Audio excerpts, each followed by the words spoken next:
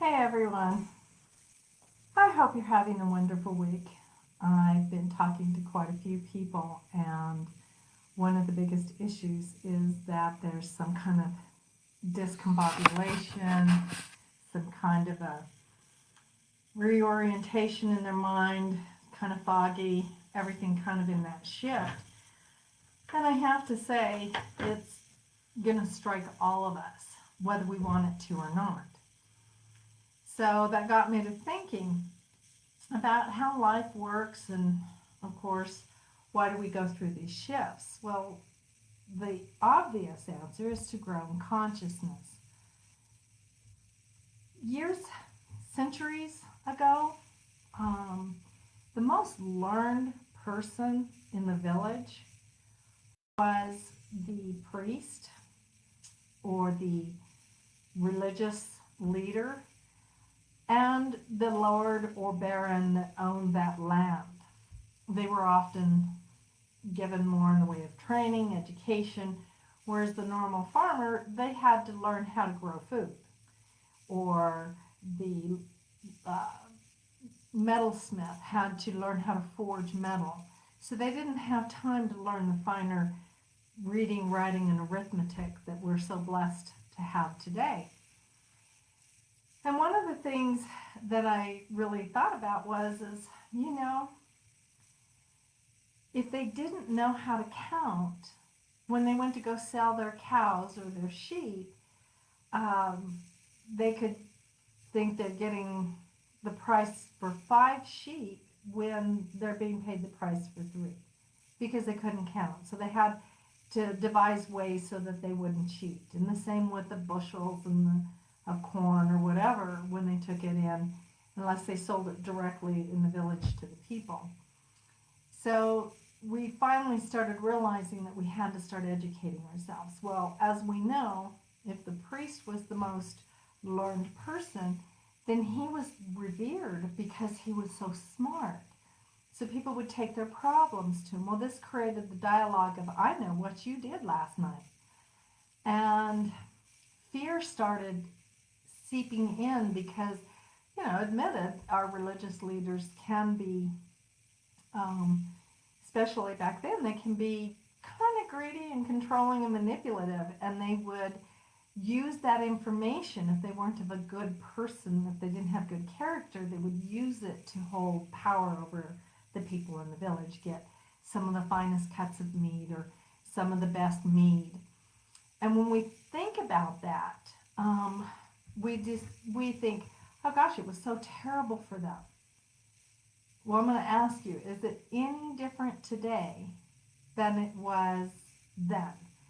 And what is it that we're looking at now?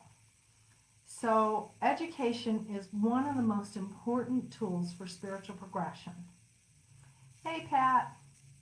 Um, the reasons that people decide to become a teacher are wide and varied. Sometimes it's their destiny, and they had spent so many years training that they want to pass that on. You always train the apprentice in whatever work you took so that when the time came that you could no longer create and do that function, the apprentice could take over and the art or the knowledge wouldn't be lost. Then nowadays, the point of doing our teaching is also money and ego. If I teach you something, I must know so much that you're going to pay me a fortune for me to teach you to do it for yourself. And because I need my ego fed, I want to teach you so that you think I'm a good person, when in reality, I could be ripping you off. But you don't know that because I've given you the con. And then there's the most humble of humble, because there's nothing else they can do. They just know they need to teach to share that knowledge. Now, we know that what we learn happens to deal with our vibration. So if you think that eating 5 eggs every morning is going to bring you into a higher state of consciousness, it it will take you so far, maybe a little bit further than you were, but that's not necessarily true that those 5 eggs are going to bring you to a higher state of consciousness. What if you have an egg allergy? So what if you have things that you shouldn't learn because you don't resonate with them, but somebody told you you needed to learn them because theirs was the way to higher consciousness, and you believed them? Well, that's okay. And we choose things based on what we resonate with. So we want to choose things that go along with what we know that we're interested in, what draws us, what our intuition says, yeah, go and learn that. I don't want to go and learn how to cut sheet metal to make yard art, mainly because that doesn't hold an interest for me. But it doesn't mean that I wouldn't appreciate yard art. It doesn't mean that I can't see the beauty of the artist that did that. I might want to learn how he does it, but I'm not going to apprentice myself to him for a year just to make yard art. But if you offered me a course in learning how to be a better medium or learning how to be a better metaphysician, I would take that course because that's something that interests me. I would take it because it invites a higher level of understanding to me. So from our vibration, as long as we're coming from our intuition, we will go to take those classes that we're really interested in. Now, what if you're coming from a place where you really need to make money? Well, you might want to take a class. Maybe you're drawn to healing, but doing a massage therapy course, that's a year and a half of training, and I think it's like $10,000 now, maybe less, but between $5,000 and $10,000, and you don't want to pay that. So you take a class in Traeger, and you become a Traeger therapist because you had one class. Well, do you want the person who's trained over a year in their modality, or do you want the person who took a class in it? I want the person who has chosen to invest their life into their work because they care enough to keep learning. I kept taking continuing ed classes because I loved my work. And it wasn't just a regulation, but it was a desire for me to be a better therapist. So I did that. Now there are people who don't even have a license and they're doing massage because why should they? The government doesn't come after them, and so they don't care. So they'll charge $200 because they're really good. They could be great with their hands. They could have obtained the training, but they don't want to hold the licensing. So they're a little out of integrity, but they can justify it. Well, I want somebody who's in their integrity, who's carrying general liability insurance, who's doing this because I don't want to run the risk of anything happening in which I would have to deal with legal actions, or I would get, it's just not okay with me. So if there's that mindset for me, I will draw to me the people who are going to be licensed, who are standing in their integrity, because that's the one I want. I want the one who knows more. I don't want to learn from somebody who took a course 2 weeks ago and now they're offering a continuing ed class for accreditation hours in massage. First off, they couldn't get validated because they don't have a license. And secondly, it just is not okay with me to learn from somebody that I feel didn't put their heart and soul into their work. Remember that in these times, we have the ability to research. We have the ability to search out and look for the people that are vibrating to our belief systems. And therein is the tricky thing, because we're going to, by the way we phrase our words, awesome massage therapist who is reasonably priced. Well, Yelp might bring up a massage facility that has people who are, they're in they're being human trafficked, okay? But somebody gave this person gave me a great massage and it was so cheap. So I could have also gone to the board, the massage board, and looked up massage licenses, found out who was licensed in my area, and gone that route. So it depends on what we're vibrating to, what our belief systems are, and how we want to do it as to who we're going to draw to us. Now, that goes with our training and our studying and our spiritual growth. Whatever we vibrate to, we will find validation in that research. I'll give you an example. The people who come in, if I want to learn about Gordon Michael Scallion, who was a great transformational trance medium, okay? He was gifted. Now I remember back in the 90s, he did the map of the New Age. Now when he did this, he had it all drawn out. He said that 3 million people was what the world population would lose down to, that it would be a pittance of the amount of people we had, or 3 billion, sorry, had on the earth. However that worked, we would lose most of the human population and we'd have to start over because the earth changes.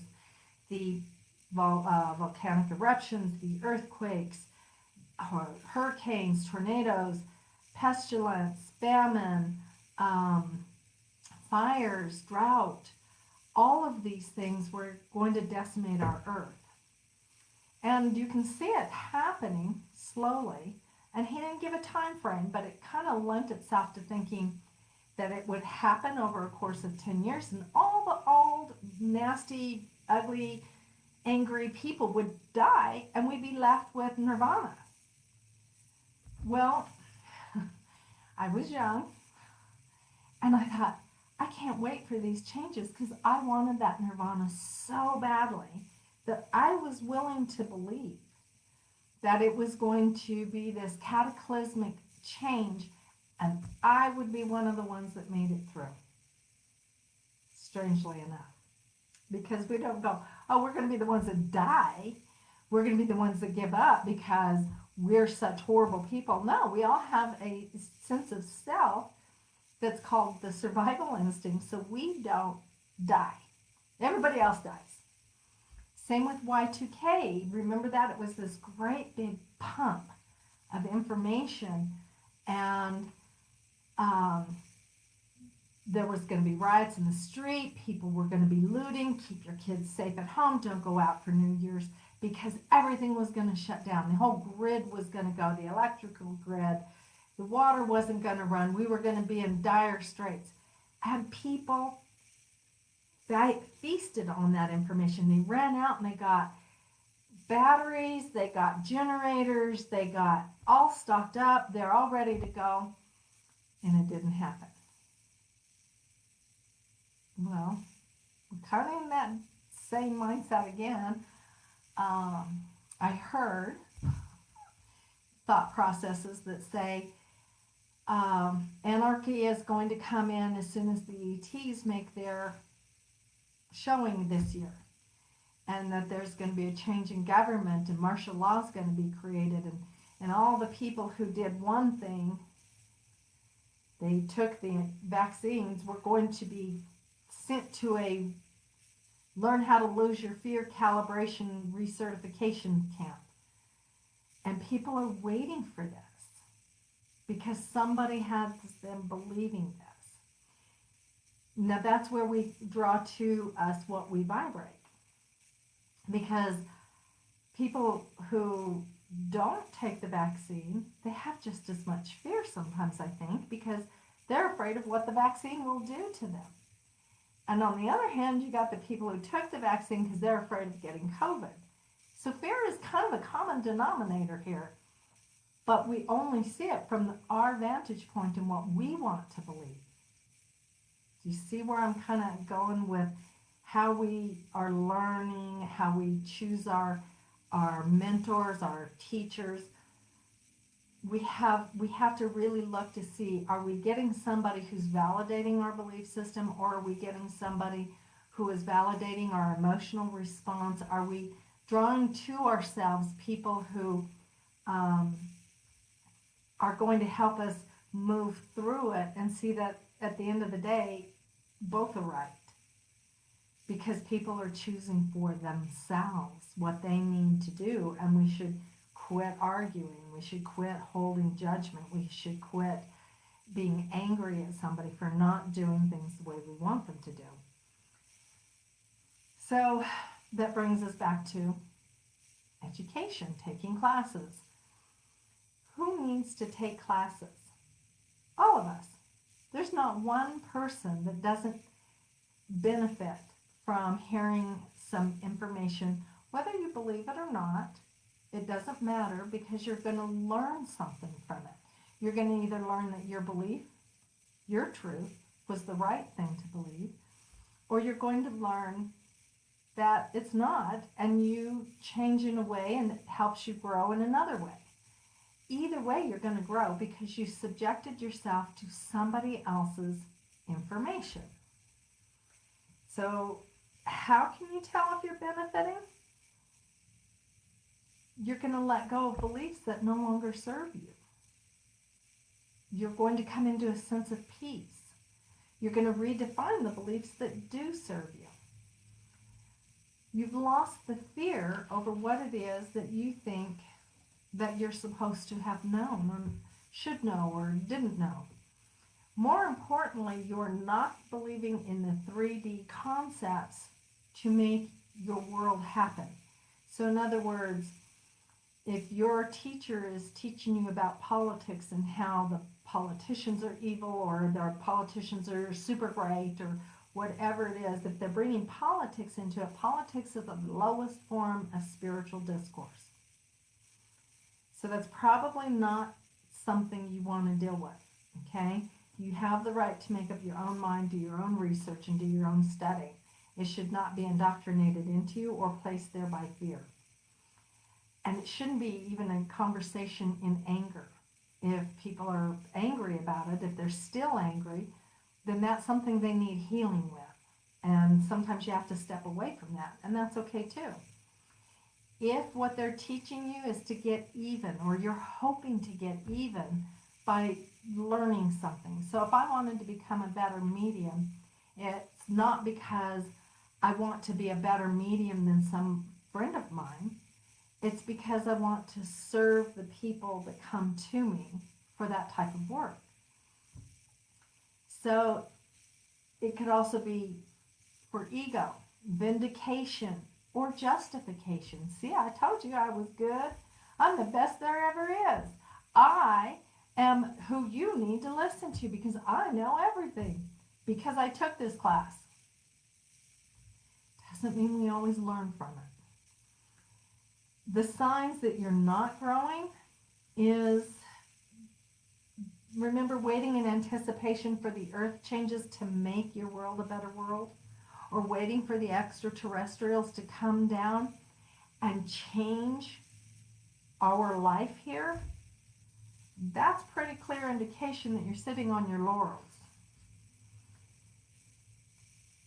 We're not going to get to a higher state of consciousness if we are waiting for somebody else to bring in that change. We're only going to get there by meditation, prayer, and studying, reading, everything you can get on the subjects you're interested in, and growing in that aspect. It's wonderful to listen to YouTubes.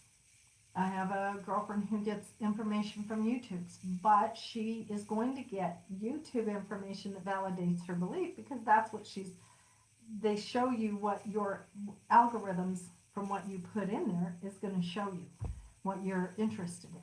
Just like TikTok is going to show you, I get all the animals because I think they're hysterical. Some of these videos, I think these creators are fantastic that they had the camera in their hand while their animals were doing weird stuff.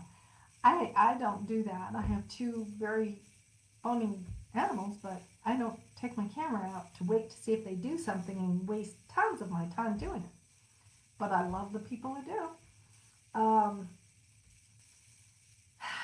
so everything, understanding everything, serves to bring more light if we let it. So even understanding oppositions, things that we're not comfortable with, that brings us more light. So who are the teachers? People who actually have a set program, set procedure, have been doing the work, and have a way to teach it. Otherwise, if they're just talking about it, they're lecturers. They're not teaching you anything. They're lecturing you about how they do it. Okay? Your spirit team. If you meditate, your spirit team will tell you the information that you need after you read an article. And you can take it into meditation and say, hey, is this really good for me? Is this really powerful for me? And yes, it can be. And yes, they can tell you, no, this isn't very good. It's not quite right. So you have your spirit teachers for a reason. And who are not teachers? Those that promise nirvana within a year. Those that promise that you will be a master within a year. Remember, a shaman never calls himself a shaman. The village calls him a shaman. Other people call him a shaman. He never says, I'm Shaman Billy, or she never says, hi, I'm Sue, a shamanic master. They don't do it. Not truly, because they're not walking in the ways of the training. We have to understand that we can ask for the right teachers to come forward. Okay? So here's how you spot the one that works really well. Being a teacher, a mentor, is about learning themselves. Okay? It's just as important to them to keep learning as it is for them to teach and be a mentor. A teacher will tell you, I learn just as much from you as you do from me. So thank you for being my teacher. We should seek to expand our knowledge, then learn that knowledge fully and completely for ourselves before we ever try to share it with others. And we keep training. It's one of the things that always cracks me up. I see people in my work that quit training. They've mastered it. They're comfortable with the level they're at. They're not going to worry about going any further. So they don't sit in circle. They don't read. They don't open themselves up to other possibilities. And they don't try to make the effort to really investigate where they need to go next. Because all we're here for is to grow spiritually. To raise the consciousness of ourselves and our light so that we can help others grow. It doesn't matter where you're at in the spectrum, dim light, bright light, anywhere in between. Doesn't matter, because you're perfect right where you're supposed to be, and you're going to get the people that you need to get where you need to get them. And they're going to come to you. All you have to do is be willing to allow your vibration to open up to bring those teachers forth.